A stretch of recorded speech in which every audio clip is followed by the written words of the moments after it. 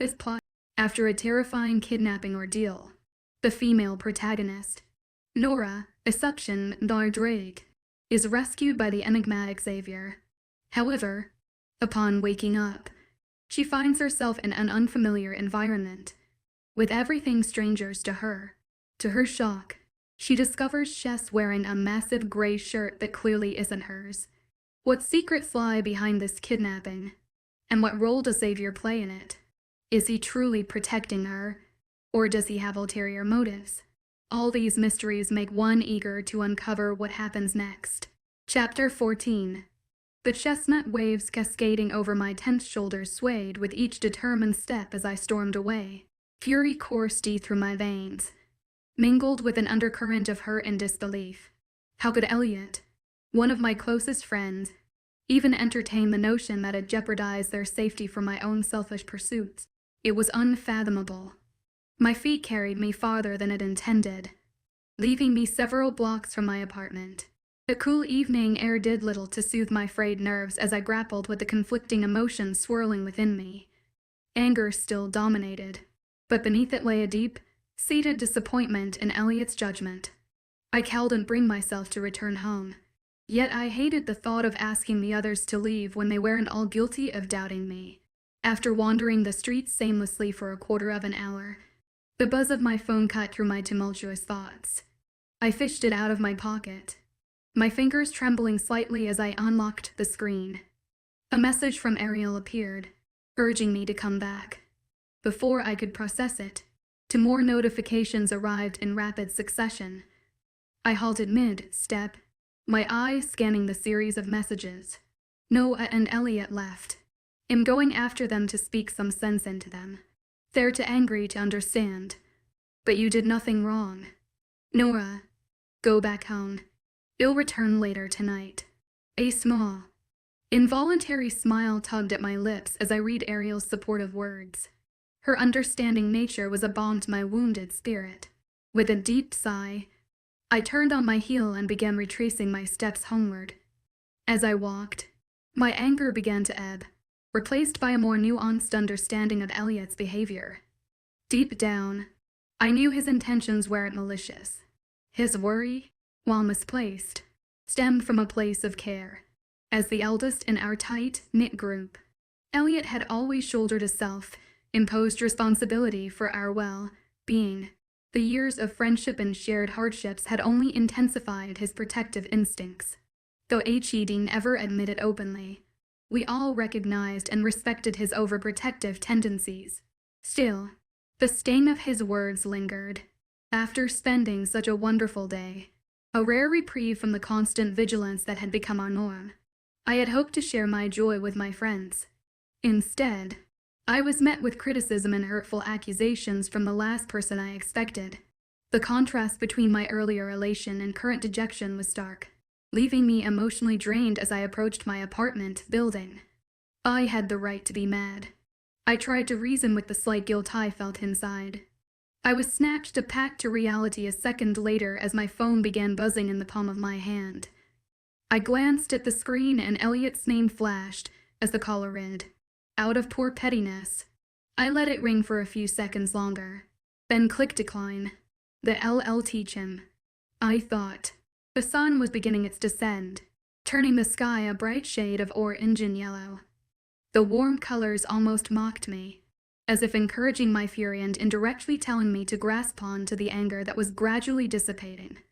Knowing myself, I most likely wasn't going to last longer than a day angry at my friend, even if Elliot's words were somewhat insensitive because I know him better than to judge him based on his choice of words in one tense conversation.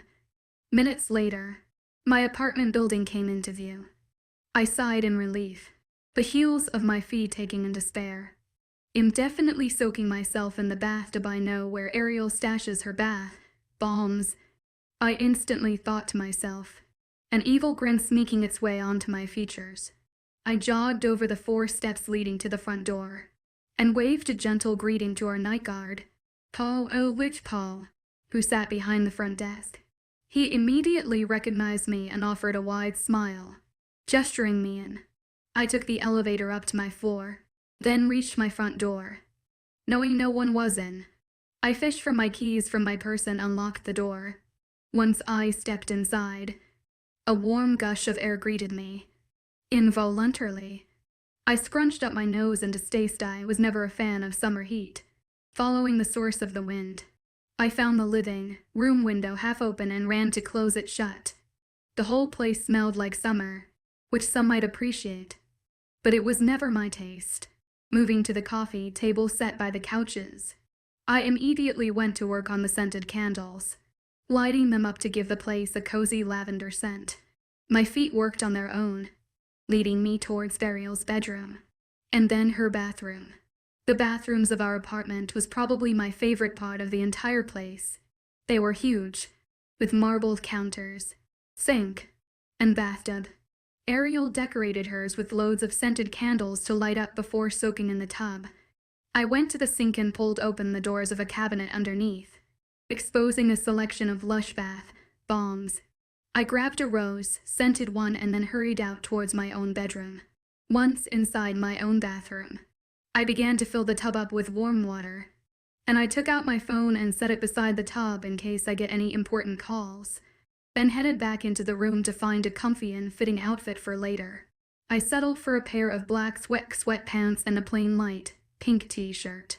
When I returned to the bathroom, I found the water to have reached almost halfway already, so I pulled my hair up into a messy bun, stripped of my date clothes, and sank deep into the warm water, dropping in the bath bomb and watching as it soothingly turned the water a light shade of pink. The aroma lifted to my senses and instantly began relaxing me, and I inhaled deeply, letting the scent fill my lungs and soothe my nerves. I reached for the lighter I brought in with me earlier and began lighting up some candles I had lying around the tub, staring into the dancing flames with a deep interest. All too soon, my eyes began drooping as they got heavier, and I didn't fight the sleep. I allowed the exhaustion to take over, and gradually watched the flames turn blurry as my eyes fell shut. All I could tell was that it was too cold. Wherever I was, whatever was happening, was causing my body to shiver recklessly. My breathing was coming out in loud huffs as my body struggled to create heat. There was also a faint creak coming from far, far away. As I tried to regain consciousness, the first thought that hit me was that I was wet. I first opened my eyes to inspect my surrounding. Everything slowly came back to me. I was still in the bathtub, only now the water has turned way colder than I appreciated. I sighed, my hands coming up to grab the edges to lift myself up, but accidentally knocking over one of the candles in the process. Crap. I hissed, the melted wax running down my wrist and leaving a burning ache behind. I shoved my hand into the water and stroked the area to soothe the discomfort. I blew out the rest of the candles and again grabbed the edges of the tub, pushing myself upwards with what little strength I had left within me after that power nap. I silently thanked God that I didn't slip underwater in my drowsy state and suffocate. I reached out for a bathrobe and put it on, grateful for the warmth it offered after lying down in the cold water for so long. After searching around the bathroom, I realized I had left the assorted outfit on my bed. I moved towards the door and went back into the bedroom, and it finally hit me how long I spent napping. It was now completely dark outside. It must be taken me longer than 2 hours. Suddenly, someone deeply exhaled from the left corner of the bedroom. I shrieked, my hands instantly coming up to fasten the rope around my waist. I turned on my heels, ready to reprimand Ariel for sneaking up on me that way, but instead of the familiar blue eyes, I found myself staring into a chilling, endless black pear. My throat tightened. I opened my mouth to let out a gasp, a shriek, a scream. Anything but the air got stuck in my throat, and the hairs on the back of my neck stood on high alert. That was one hell of a nap. His voice was rich with an unfamiliar accent, and hoarse enough that it sent a chilling shiver down my spine. Feeling refreshed, his lips pulled back into a menacing grin. The bedroom door creaked open, and my eyes snapped to the second intruder of the night. Sleeping Beauty up yet? Another unfamiliar voice sounded through the room. He looked taller, broader, and unlike the first, this one had hair on the top of his head. It was long and slick, pushed back. His head snapped up from the object swirling in his hands, and his eyes locked on mine. The same menacing grin I saw on the first guy appearing on his lips. My blurry eyes flashed down to the object in his right, gloved hand. It was long and silver. He tilted it a centimeter to the side, and it shined. An inner voice screamed at me, but I couldn't comprehend her words. It wasnn't until he directed the pointy end at me that I finally realized I was standing on the other end of the intruder's knife. Chapter 15. How about we go for a little ride? The man standing on the other side of the knife proposed, though I doubted I had any choice in the matter. Inspect the opponent. What does he have to his advantage? She looks up for it. The second one sprawled out on my couch commented, and I could almost hear the smirk plastered on his scarred face. Find a point of weakness, or search for a way to create a distraction. It'd allow you to change into a more comfortable outfit. But unfortunately we're running late. Now decide, fight or flight. Had a long day, and you looked really exhausted in that bathtub. That last sentence dragged me out of my thoughts. My head snapped towards the man seated on the couch, my eyes widening in horror. He had seen me in the bathtub, where I lied unconscious and bare. A burning bile rose in my throat, and I gulped to try and hold everything in. Though releasing the contents of my stomach on my opponent's shoes didn't seem like such a bad idea. I couldn't spare the time.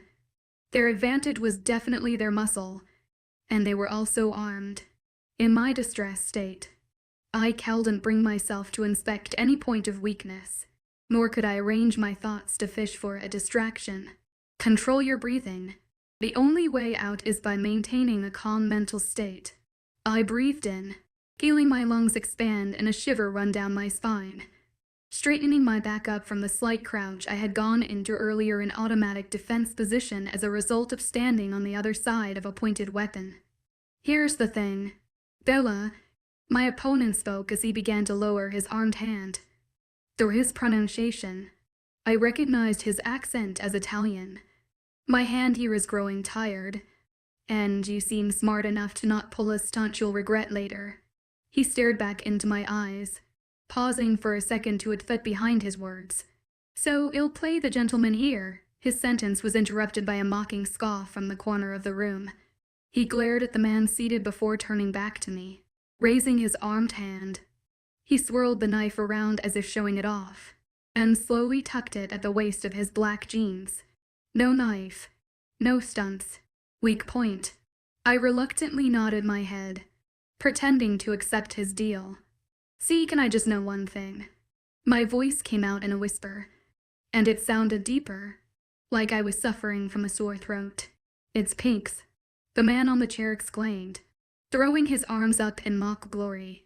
I flinched back, gasping. I looked back at the man standing opposite me, seeing him roll his eyes, then nod at me in encouragement. What do you want from me? Instead of providing an answer, he only groaned in annoyance. That is not my business, he replied. I stared at him in confusion. How is it not his business? He was here, threatening me with a knife. He is simply a man, doing his job. The one on the couch explained for him. The man smiled, and motioned with his head towards me. Delivering you. I could only stare back in horror, his words slowly registering in my mind. They were sent to get me. That means there's someone bigger behind this. My heart began to beat rapidly against my rib cage, threatening to burst out at any second. This is taking forever, the stranger on the couch complained, rolling his neck around in a stretch. Can I at least put on some decent clothes? I knew I was pushing my luck, but I needed a distraction. PTSK, Ed. I think I like you better in that bathrobe. I clenched my fists by my sides, controlling my breathing that was now coming out in rapid huffs. Maintain a calm mental state. I reminded myself of my old instructor's words. I took a step forward to every owner's surprise, their eyes wide and in amusement as they inspected my movement, and I forced my feet to take another step. Good girl. The man standing in front of the door praised, nodding in approval. He took a step to the side, gesturing towards the door in a fake, chivalrous act. Flight. The second the word registered in my brain, an instant shot of adrenaline coursed deep through my veins, traveling the length of my body and finding root in my legs, fueling them with a power I never realized was stored within me. I charged forward in such an instant it took my body by surprise, the bun on top of my head falling back from the inertia. I had memorized the apartment's interior like the back of my hand from the amount of times it spent lounging in the living room with my friends, so reaching the front door took less than 2 seconds. I yanked the doorknob with such a force I thought I heard a faint crack as my elbow bone stretched. Within the same instant that I passed the door frame, I heard a loud curse from behind me followed by pounding footsteps. No time for the elevator. I shoved the doors to the staircase and jogged down, skipping to often 3 steps in my hurry to get as far away as possible. My clammy and shaking palm gripped tightly onto the stair rail, begging it not to let me fall. The sound of heavy pounding boots followed behind me, and realizing they had their height to their advantage hence longer legs, I began to hyperventilate and a black spot order popped into my vision. I finally reached the end of the stairway and yanked open the door, finding myself right in the middle of the front lobby. My eyes immediately fell to the front desk. Seeing a head flopped on top, stiffened immobile.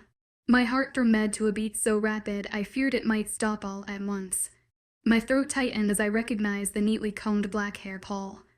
He was unconscious, and as much as I despised myself for it, I pushed my feet to continue moving towards the door, knowing I called spare a second to check whether HES alive, or else we'd lose both our chances. I pushed through the front door with a force that knocked the breath out of me, my eyes frantically searching the empty, dark street for any sign that could help me escape the men hot on my heels.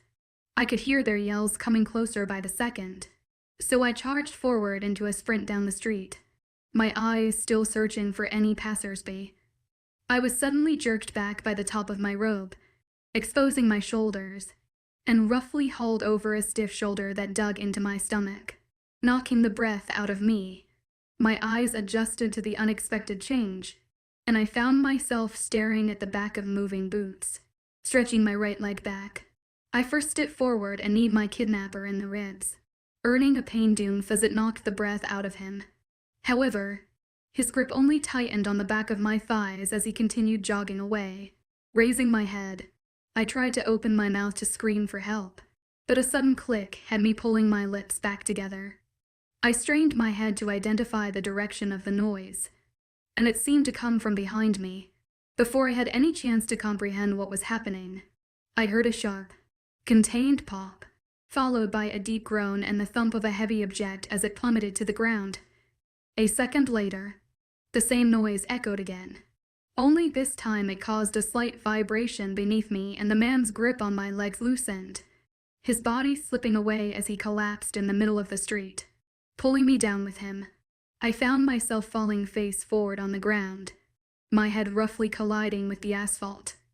Ignoring the pounding from the side of my head, I took the opportunity to scurry away from the body I was half lying on top, still not fully aware of what had gone down.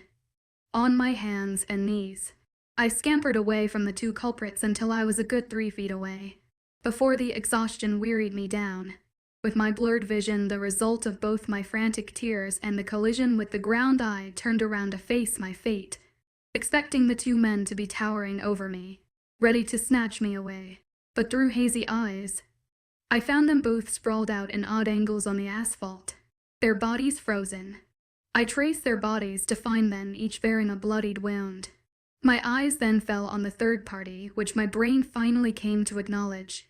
Through my blurred vision, I could only see the silhouette of a tall man, carrying a dark weapon in his gloved right hand, silenced gun. My mind identified. That was the noise I must have heard earlier. With no more strength left within my body to hold me upright, I allowed my elbows to give in and fell backward on the clammy asphalt, the pounding in my head seemingly increasing with time. I accepted my inevitable fate, and watched through unfocused eyes as the armed silhouette neared me, until the last of my vision turned black and I fell unconscious. Chapter 16. I was consciously aware of all that was going down. I could feel the motion and I could hear the noise. But my eyelids felt too heavy to be lifted up. So my vision remained blank as I kept my eyes shut. At first, I was lying still, but I was also moving. I was surrounded by an alternating noise that consisted mostly of passing vehicles and the chatter of bystanders. The place felt cool. My right shoulder was going numb from the air shooting straight at it. My best guess was that I was in a car. Eventually I zoned out. I wasn't fully aware, but I wasn't gone either. All I could tell for sure was that my head was pounding. Hard. And I was cold. The second time I became consciously aware was when a pair of strong, feverish arms wrapped around my torso and pulled me towards its body. I was swept off the cool leather seats and into the chest of my carrier. The broadness of their build had me guessing it was a man, and his touch on the back of my legs was so heated it felt out of place against my cold skin. I was suddenly engulfed in his unusual warmness, and his chest was rapidly heaving up and down my cheek. I wished he'd stopped breathing so quickly so I could peacefully fall back asleep. Then he spoke, in a voice so strained and low it sounded like he was growling rather than speaking actual words. "She's hurt." It was an accusation, directed at someone else. "Forgive me, Alpha. I took care of the two, but in the process one of them dropped her." This one's tone was like the first. His voice was low but not in anger, rather in shame and guilt. "You took care of them in her presence." The chest was now vibrating, and it annoyed me all the more. My head was pounding worse now. Shouldn't they know not to move an injured person so much? I tried to open my mouth to give the strangers a piece of my mind, but all that came out was a low, pained groan. The noise vibrated through my sore throat, and I winced internally, scolding myself for not choosing to keep my mouth shut. The air whooshed around me for a fair second or two. Then I was slowly pushed away from the cozy chest and lowered onto a stiff, uncomfortable bedding. The warmth left me, and I felt sick again. Someone approached me with cold fingertips, inspecting my left eyebrow, then gently pressing on it with a burning tip. I inhaled sharply, and then the disturbing scent of chemicals hit my senses. The combination of a pounding headache, a sore throat, and the unsettling sense was making me very nauseous.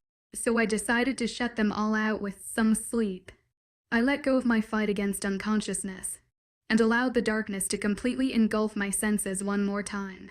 When I finally woke up, my dry eyes inspected the unfamiliar furnishings laid out in the room, and I found that everything from the dresser ahead of the bed I was lying on top to the pillows thrown across the tiled floor was black. The only exception was the white walls, the tiled floor, and the white wooden door. To my right was a wide window, and the sunlight was streaming through, brightening the darkened room with its blinding rays. I reached for the heavy blanket draped on top of me and yanked it off, sighing in content as the slight breeze cooled my clammy legs. My back was drenched in sweat, and I had no doubt that when I got off the bed I'd see the sweat stains it left behind on the sheets. I cringed distastefully, rubbing at the hair strands sticking to the back of my neck.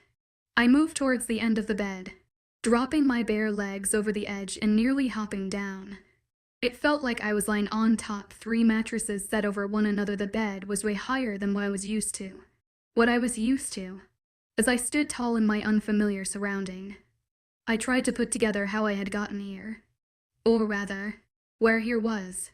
I'd never in my life seen the room, but it carried a scent that was all too familiar. It instantly, and for some peculiar reason, warmed my insides. It was the scent of mahogany antique wood. I glanced down at my attire and did a double take. I was drowning in a large gray shirt that fell all the way to the top of my knees. Certainly not mine. As my memories suddenly came flooding in, I had to grasp onto the nightstand to keep myself balanced, the shock nearly sending me down to my knees. I remembered the 2 intruders, and I remembered their words. I could hear their footsteps following me down the stairway, and I could feel that one man's rough arms throwing me over his stiff shoulders. I could also remember the pain of falling down head, first onto the asphalt as my kidnapper was gunned down with a silencer. My trembling hand raised automatically to touch my left eyebrow, and I immediately hissed as my fingers pushed on a rough surface and the wound stung. Someone must have aided to the gash, since it was covered in what felt like a band-aid. Who had taken me? I decided that the only way to find my answers would be to explore. I made my way towards one of the 2 white doors, and gently lowered the door handle to sneak a glance at what lay on the other side. It was a bathroom. I exhaled the breath I didn't know I was holding in and stepped inside the bathroom.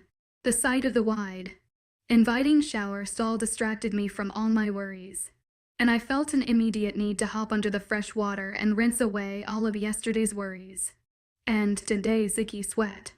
Making sure the door is securely locked behind me, I removed the gray shirt I was put in and discarded it to the side. I wasted no time in jumping under the water, allowing it to stream down my skin and soothe my stiff muscles. The water left a stinging sensation as it rolled over the cut on my left eyebrow, but it was too hurtful to ignore.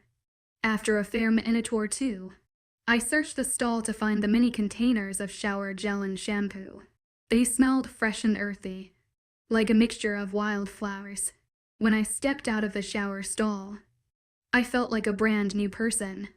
The feelings of ecstasy and relief followed by freshening up after a long journey distracted me from the real issues at hand. I was in a stranger's bathroom. I was kidnapped and being held against my will, in God knows where. Instead of throwing a fit and searching for a way out, I was enjoying a hot shower. I felt so ridiculous. I face-palmed myself in disbelief. Across the shower stall was a brand new, clean bathrobe. The sight of it brought forth yesterday's memories, and I desperately shook the thoughts away. I reached out for it and put it on, securing it well around the waist. My wet hair was left falling over my shoulders, and as I turned to inspect myself in the mirror above the sink, I found the small band-aid over my left eyebrow coming off. I slowly pulled it off, examining the damages done. It didn't look too bad. There was a slight gash over my eyebrow that was reddened up and already healing, with a medium-sized blue bruise above it, but it could easily be dismissed as being the result of a clumsy accident. The door handle began to rattle. I gasped and stepped away from the sink, my eyes falling on the handle as it was lowered repeatedly. My eyes searched around the bathroom for any object to shield myself with from whatever awaited on the other side, but I found nothing of use. Then there was a knock on the door. "Nora," the stranger called out softly. To my surprise, they weren't trying to break down the door, nor were they aggressively demanding that I step out, which was very confusing. Nora, could you please unlock the door? Please." I did a double take. These men are awfully respectful for kidnappers, as much as I hated it. I cowed and kept myself locked up in the bathroom forever. Breathing in deeply, I prepared myself to take on whatever expected me on the other side of the door. I balled up my right fist, keeping my left foot ahead of my right's, and gently unlocked the door. As the click sounded, it got pushed open from the other side.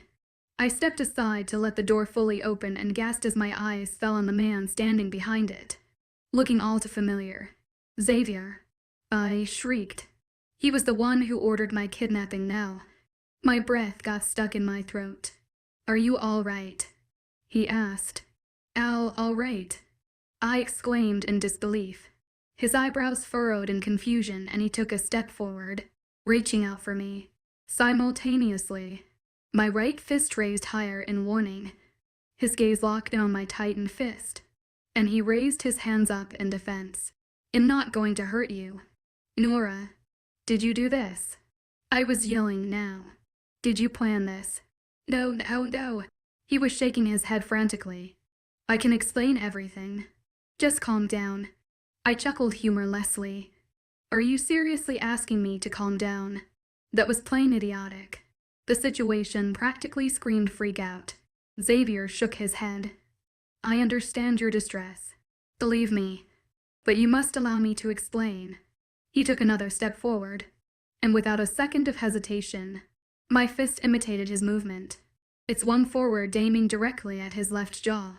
But within the same second, Xavier ducked and reached out for my fist, his palm coming over my entire hand and pulling me forward. In a blink of an eye, I was turned around so my back was against his chest and my arm between us.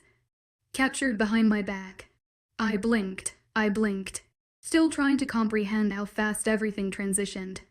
My right foot came up, and with all my might I lowered it onto his own. "I'm not going to hurt you," he breathed against my ear. "Allow me to explain." It didn't feel like I had any more say in the matter, considering our current state, with him holding the upper hand. Reluctantly, I nodded. His hold loosened a little on my arm, so I took the opportunity to shake it off entirely and turned around to face him, staying on guard in case he decides to pull any trick on me. Xavier backed up a step and gestured towards the bedroom. I walked out and went towards the window, then turned around and crossed my arms, waiting for his explanation. He moved to stand a few feet in front of me, his hands going inside the pockets of his black dress, pants. "How are you feeling?" His guilt-ridden eyes fell on the gash on my eyebrow. "I'm fine." He pursed his lips, not entirely convinced by my answer. "Words can't begin to explain how sorry I am. Nora, none of this was supposed to happen."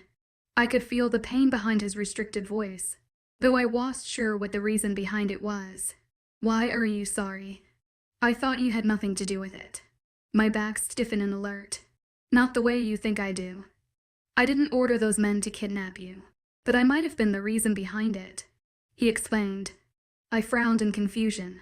"Why would they kidnap me because of you?" Xavier inhaled deeply, his eyes falling to the ground. When he looked back up, I could tell his thoughts were running wild from the distressed look behind his eyes. "It's due to my line of business. I have made lots of enemies," was his vague response. Like that was supposed to make any sense. As if that was enough to answer this whole crazy mess. I continued staring at him expectantly, waiting for a better explanation. He exhaled deeply, running his hand through his already messy hair. Xavier then turned and gestured towards the couch, inviting me to take a seat. I shook my head in refusal. "Just explain to me what the hell is going on." "Xavier." I was beginning to get really frustrated, and my patience was running thin. "Those men must have tracked you down after our lunch date yesterday," he began to explain. "They must have perceived you as my weak point to use that to their advantage, lure me and to take me down. That's how rivalries work." Ice coughed. "So what? You make enemies for a living." He tilted his head to the side, studying me. "In a sense." I sighed, my hands running through my wet hair. "Then how did I get here?" "Just as precaution. I had one of my men keep an eye on you after I took you home. He interfered when things got out of hand."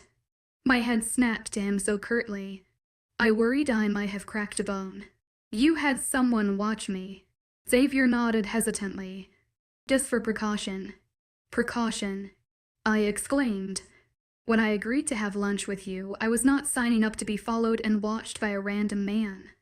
I realize that. And as I said earlier, I'm terribly sorry for putting you through all of this. Nora, things just took a wrong turn this past month and I interrupted him before he could go on any further." "What is it that you do?" "Xavier," I prodded. "There was no way a legal business created this many enemies. Ones that were crazy enough to kidnap a completely innocent outsider just to spite their rival off. I already told you. I manage shipments in out of the region." When his words registered differently in my brain, my heart began thrumming so loudly that I could hear the beats ringing in my ears. I was too afraid to ask what type of shipments his business managed. With a dry throat, I croaked the question, "So you're a drug dealer now?" Xavier exclaimed quickly. "The complete opposite." "Actually," I frowned, while simultaneously staring at him in horror. "What's the opposite of being a drug dealer?" I asked confused. Xavier sighed. "I stop their trades within my state." My eyes widened. "So you're a cop?" He shook his head again. I huffed loudly. "What are you then?" I exclaimed in frustration. "There's no specific title for it. Nora, as I told you, it's a family business. My father and grandfather all worked within the same field, and now I've taken after them." All that information was weighing me down. Quite literally. I walked heavily towards the bed and sat down on the edge of it. "So then, Your enemies are drug dealers. An ice-cold shiver ran down my spine at the mere thought of having mobs of drug dealers high behind my heels. Xavier didn't provide an answer, but when I glanced up at his reaction, his eyes were so full of remorse and pained guilt that for a second my heart ached for him. He gave me a short nod, his hard-set eyes moving to the floor while baring a clenched jaw. But I can promise you, Nora, this will be the last time anything like this ever happens to you. My heart leapt right out of my chest. My first thought after breaking down those words was that he was going to walk away, leave me behind to ensure all ties are broken off. And the thought clenched around my heart so tightly it brought tears to my eyes. Why was I so attached to a stranger I had just met? I felt so ridiculous. They will never hurt you again, Xavier promised, sincerely. I will protect you until my very last breath. My eyes snapped up to him. Those were very big words, and I didn't think I was ready to hear them coming from him just yet. Chapter 17. I think I'd like to go home. I finally managed to whisper after staying silent for so long.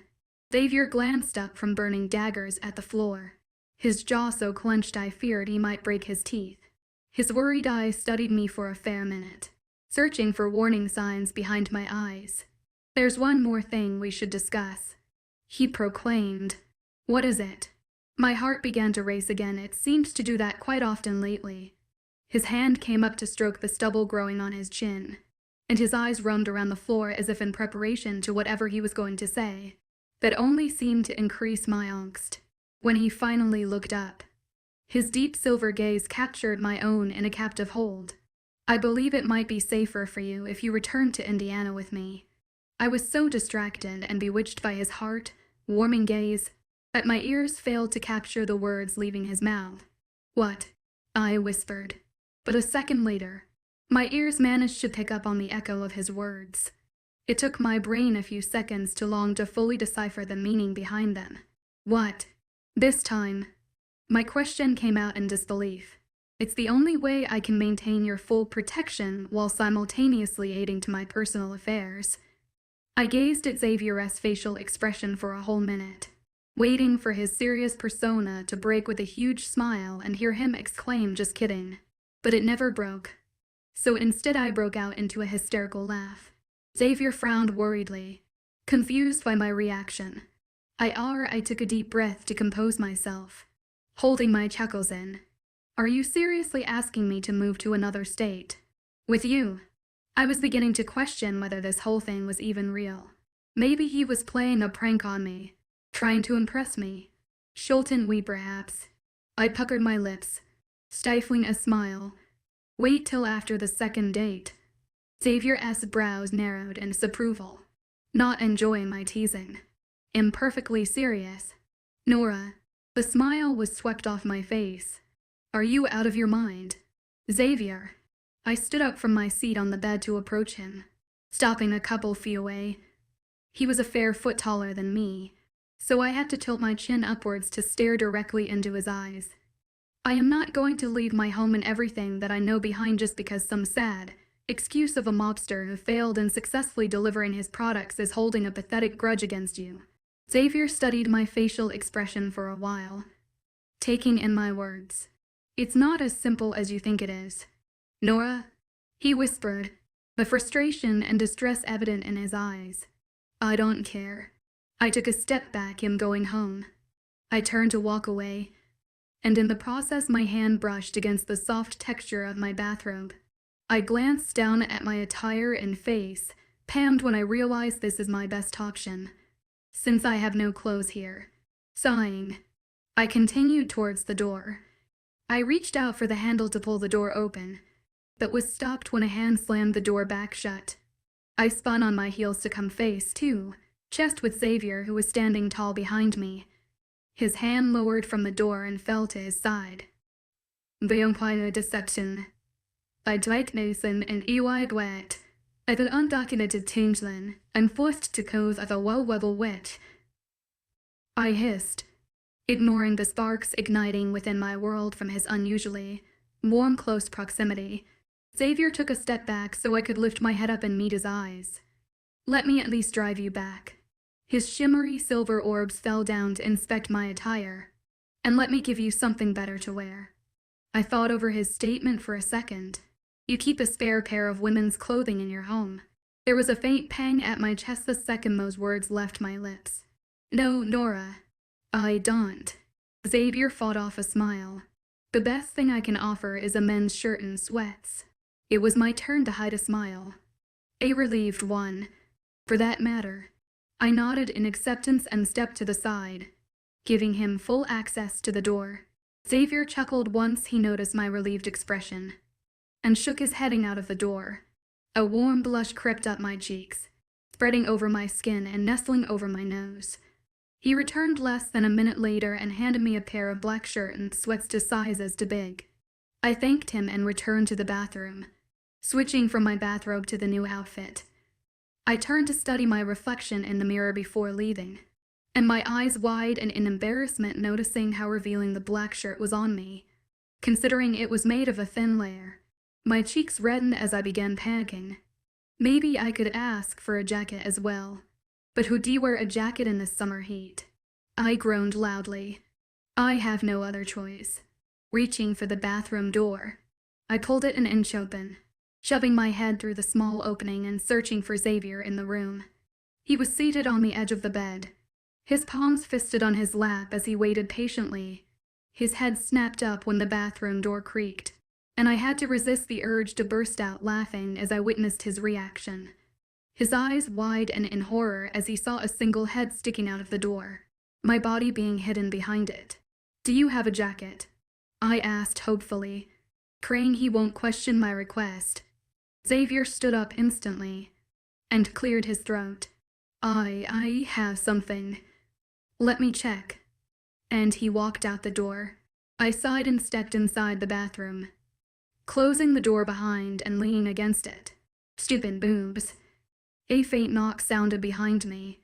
I turned and unlocked the door, seeing Xavier standing on the other side with another article of clothing in his hand, which he was offering me. His eyes, however, didn't find my own as he respectfully lowered his gaze and kept them on the floor. My heart fell to my stomach and burst into 1,000 little butterflies. I could only find an old sweater. "I hope that's okay," Xavier asked. I grinned. "Perfect." I took the navy blue sweater out of his hands and stepped back inside. As I was putting it on, my arms got lost in the length of the sleeves. This one was probably 3 sizes too big, but that wasn't an issue. It meant more coverage while also offering more space for airing, in case it got unusually hot outside, offering a satisfied smile to my reflection in the mirror. I ran my hands through my hair to straighten the wet knots before heading out the door. This time, Xavier wasn't in the room. I left through the bedroom door to search for him down the extending hallway, but it was just as empty, so I traveled along the house searching for him. I reached the staircase at the end of the hallway. It whirled elegantly down to floors. The railing was a vintage gold and was slightly chipped off on some areas, but it felt so smooth I couldn't resist the urge to run my palm over it as I descended the stairs. The first floor was brighter than the second, with a large window down the hallway illuminating the path. There was an equal amount of doors to the second floor, and I wondered how many lived in this house with so many bedrooms. I continued down the stairs until I reached the ground floor and was met with an extravagant hall. A wide table set in the front with a large vase of fresh roses, and the front door directly behind it bearing windows so wide the house was entirely brightened by the natural daylight. Above me hung the most grandeur golden chandelier I had had the pleasure to see, and by that point I lost all control on my jaw muscles as it fell to the floor. "Do you like it?" A voice sounded from behind me. I spun around on my heels and my nose nearly bumped into a broad chest. I looked up to see Xavier standing a step above me, glancing down at me with hopeful eyes. "It's the most beautiful house I've ever seen," I admitted. It truly was the most elegant house I'd ever been to. "There is one exception," Xavier began as he moved past me to descend the few remaining steps. He stood at the bottom of the stairs and turned around to face me, his hands inside the pockets of his dress, pants, and a faint smile on his lips. "My house in Indiana." He trailed off, and I didn't need a smarter brain to take on the hidden meaning behind his words. He thought that would tempt me to accept his offer. I smiled. That's nice. Can we go now? Xavier nodded with a slight frown, disappointed by his failed attempt, and gestured towards the front door. We walked out, side by side, and set right in front of the house was his black Range Rover. We were in a different neighborhood one I've ever been to before, and his property was bigger than I imagined, with a wide front garden bearing gorgeous flowers. Where are we? I asked Xavier once we settled inside his car. About an hour away from your place. He glanced at me sideways to study my reaction. Do you like the area? He asked as he began driving away from the house. I nodded. It's beautiful. Do you often come here? Is that why you bought this place? I only visit once every few years, and this place actually belongs to my uncle. But he is currently away on vacation. I found myself wanting to hear more about his family. Does your uncle work with you in the family business? Xavier shook his head. He did many years ago alongside my father. But once he got married, he decided he wanted to maintain a low profile and live away from the troubles associated with the business. I nodded. That's understandable. Xavier glanced my way. Do you remember what happened last night? I thought your friends were staying with you, that you were all alone. The memories came flooding in on you, but the part that remained blank was what went down after cold fingers inspected the wound on my left eyebrow. When the word friends registered in my brain, my eyes widened. Ariel. Oh my God. Ariel. I exclaimed, my heart dropping. She was supposed to come home later that night. What if Xavier cut me off? Shaking his head. Don't worry. She's all right. How do you know? I whispered through a tightened throat. We checked in on her. She's safe. I let out a breath, relaxing in my seat. A few seconds of silence passed between us as I tried to recall last night. I don't remember much after I fell off that man's shoulder. I admitted after a while. When I didn't receive a comment, I took a glimpse at Xavier to see him coldly staring ahead at the road with a clenched jaw, the tight muscles prominent under his trimmed beard. Can you tell me what happened? I asked hopefully. I hated blacking out and not knowing what went down while I was out. After you were brought here by a trusted guard, I had a doctor aid to your injury. She later changed you into a more fitting clothing, and I carried you to rest in my room. Xavier glanced at my reaction, and my eyes widened as I realized it never occurred to me to ponder over how it'd been changed into a shirt. Now that it was mentioned, I was beyond grateful that a woman had done it. Thank you, I whispered, and I truly was so thankful Xavier had someone keep an eye out for me, no matter how unsettling it sounded at first, because God only knows where it'd be by now if he hadn't stepped in at the right moment. The thought tightened my stomach into a knot, and I had to focus on regulating my breath to avoid panicking. You shouldn't be thanking me. Nora. His voice came out rougher than before, and his chest rumbled with a restrained growl. I'm the reason all of this happened to you. I shook my head. You didn't do anything wrong. It was their doing. His knuckles turned white as he tightened his grip on the steering wheel. And I swear to you, they will pay for what they did. I could only stare at his knuckles in response, seeing this side of Xavier stir a fearful, all too familiar emotion deep within my heart. I felt my throat tightening, and I didn't like one bit of it. Knowing better than to argue against his word, I kept my mouth shut, my heart racing as I began to panic the memories I buried so deep within my unconscious resurfacing. I turned to stare straight ahead as we neared the city center. Xavier must have sensed the uneasiness I felt, because he shifted in his seat to look at me, but I kept my eyes straight ahead. I mean, he cleared his throat. I'll deal with it. I'll make sure this never happens again. I shook my head. It doesn't matter. Xavier, what do you mean? I mean, soon you'll return to Indiana, and I'll stay here. It doesn't matter, because it'll never happen again. I explained. The words pulled at my heart strings, and I had to curl my hands into clenched fists to compose myself. the nails digging into my palms and surely leaving a mark behind. Xavier repeatedly glanced from the road to my face, then back again. But I avoided his eyes, knowing they would surely break me with the power they held over me. Nora, he began to argue, understanding perfectly what I was insinuating. It's for the best. My voice came out stiff, hard as ice. I kept my eyes on the road, avoiding him. I could tell he was trying to find a way to argue with me, but he couldn't find the proper words, probably taken aback by my sudden decision to end whatever was on the verge of beginning. But I couldn't repeat history. I could never relive my past. Chapter 18. When Xavier parked his car across my apartment complex, I was surprised to see him preparing to step out of it. The engine was switched off and he unbuckled his seat belt. I stopped in the midst of unbuckling my own and studied his actions in confusion. Xavier noticed my hesitance and looked over with bewildered eyes. Are you going somewhere? I knew my question sounded dumb, but I couldn't find a better way to word my confusion. A faint smile graced his lips. The least you could allow me to do is see you through. Otherwise, I won't be able to sleep peacefully tonight. I reflected over his offer reluctantly. I didn't want this to mean anything. The faster we part ways, the easier moving on will be.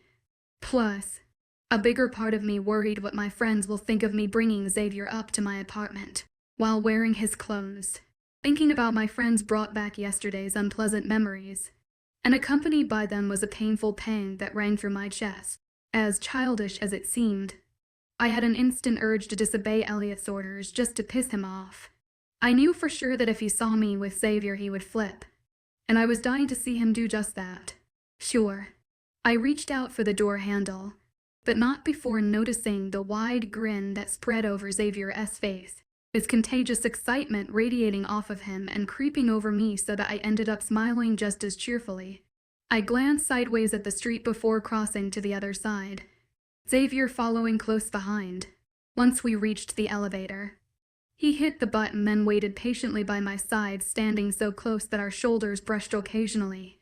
As we ascended up to my floor, I began speaking just as the elevator doors spread open. I gotta warn you though, my humble abode goes nowhere near the extravagance you're surely used to. I teased. Xavier rolled his eyes, biting back a smile. I'm sure your place is lovely. We strode down the hall until we reached my apartment door. When Xavier questioned, shouldn't we have asked someone for a spare key? I shook my head. My place is always occupied. I reached out and opened the door, and as expected it was unlocked. I glanced at Xavier's expression to see him frowning at the door in disapproval. The second I took a step inside my apartment, my body was engulfed by another human being's. The arms wrapped around my shoulders and squashed me to a hard, flat chest, my nose scrunching up as it was pressed against a broad shoulder. Jesus, Nora, a raspy voice yelled in my ear. I flinched and tried to push myself away from the hard chest. Noah stepped back once he realized my intention, but he didn't let go of me completely. His hands remained on my shoulders as his wide, frantic eyes searched my own. They moved over my face, and I could hear the breath hitching in his throat as he suddenly stopped breathing. He composed himself and clenched his jaw tightly, his hand coming up to poke a cold finger against the bruise on the side of my forehead. I flinched back, glaring. I'm fine. Noah, I whispered softly. It had completely left my mind that I bore a small gash that would surely raise questions. What the hell happened to you? His voice was so low, I could barely hear his question even though I stood 2 feet away. It was a clumsy accident. No big deal. I stepped to the side to walk away, but Noah copied my movement and blocked my way. The sudden cough sounded from behind me, and those jade eyes moved from my face to the man behind me, widening then hardening in fearful rage. I instantly knew what was coming up next. My hands flew up to be placed against Noah's stiff shoulders as he lunged at Xavier, no doubt falsely believing he had something to do with my injury. Noah, calm down, I yelled, pushing him backwards with all my might. His fists were clenched by his sides and his eyes never left Xavier. He saved me. I defended Xavier. Noah's eyes snapped down to my face. the rage slowly dissipating and confusion taking over. "The hell happened?" he demanded. "I will tell you if you do just back off." Instead of stepping back, his eyes remained studying my face, and I could see the rage burning behind them. "Nora." Ariel's voice came from down the hallway. I let my hands fall from Noah's shoulders and turned to greet her, her worried eyes inspecting my face and widening the second they fell on my forehead. I spoke before she had the chance to open her mouth. "It's nothing. I'm fine." I mumbled, but Ariel shook her head fiercely, yanking me forward by the sweater into a crushing embrace. I hugged her back and patted her shoulders, reassuring her that I am, in fact, fine. "Where have you been?" "We've been calling your cell non. Stop, but you never answered, and just this morning I found it by your tub. And Paul's been hurt. She has been hospitalized because apparently someone attacked him last night. We've been worried sick." "Nora," I interrupted Ariel's long rant by slamming my palm against her mouth to stop them from moving, knowing it's the only way I could silence her. "Stop. It'll explain everything." Her wild eyes searched my own, then slowly relaxed as she breathed in. She glanced down at my hand still covering her mouth and nodded, so I removed it and lowered it to my side. I realized then that we were still standing in the doorway, so I turned to walk towards the living room. And, on cue, the rest followed behind. I sat down on the couch and Ariel took the seat next to me. I motioned for Xavier to take the seat across from us and he offered me a tight smile, moving to sit down. Noah, however, refused to and stood all jittery in front of me with his foot impatiently and anxiously tapping against the floor. I fell asleep in the bathtub. I began to explain the filtered events of last night from the very beginning, fully aware that random details matter the most to my friends. When I woke up and left to the room, I found that a burglar had broken in. Ariel gasped sharply, while Noah's eyebrows furrowed. He threatened me, but I fought him off and ran away. In the process, I stumbled to the floor and got slightly hurt. I pointed towards the small gash on my forehead, but Xavier helped me sort it all out. So there's nothing to worry about now. I refused to even glimpse Xavier's way, since I could practically feel the disapproval radiating off of his body.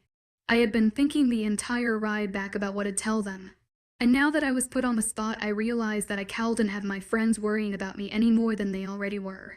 Plus, the problem was sorted out and there was nothing to worry about. So why make it a big deal when we can all move forward and pretend it never happened? "Oh, Nora." Ariel's voice broke, and she wrapped her quivering arm around my shoulders and pulled me to a comforting embrace. I allowed her to do so, even though I was practically boiling now beneath the heavy sweater, and my conscience was yelling profanities at me for lying to the people who cared about me the most. I blocked out the thoughts and buried my guilt deep into my unconscious. Noah sighed and ran his fingers through his tousled hair. "Are you all right? He didn't hurt you, did he?" His voice came out in a low hiss. I shook my head, reassuring him that imperfectly well, all thanks to Xavier, who, speaking of, was burning daggers at me with his sharp gaze. "Did they take you in for questioning?" Noah asked. I looked up at him in confusion, not fully understanding his question. He rolled his eyes. "To file a report against the burglar." "Nora." My mouth formed an O shape, and I nodded frantically. "Yay and O." Simultaneously, all three heads snapped to where Xavier sat, his jaw set in powerful resolve. My eyes widened, and I frowned at him, moving my eyebrows around like a madwoman as I silently questioned what he was doing by answering my question for me. They did not get her statement. His eyes were set on me as he answered Noah's inquiry, filled with a determination that had my heart racing. "Why not?" Noah snapped rather rudely. I was literally begging Xavier with my eyes, shaking my head ever so slightly as to not grab Ariel's attention, but also managed to send the message across to Xavier. "Don't," I moaned, because none of what Nora just said happened last night. It felt as if someone had splashed an ice-cold bucket of water down my back. My jaw hit the floor and I stared at Xavier in pure horror, my throat restricting. Ariel removed her arm from around me to pull back and search for answers in my facial expression. while Noah clenched and relaxed his fists repeatedly. "What are you saying?" he hissed dangerously. Xavier's eyes moved from my shocked ones to Noah. Last night, Nora was subjected to an attempted kidnapping. Ariel's sharp gasp startled me, and I flinched back. She stared at me with horror-stricken, terror-filled eyes. My heart ached with guilt. This was the exact look that I was trying to avoid.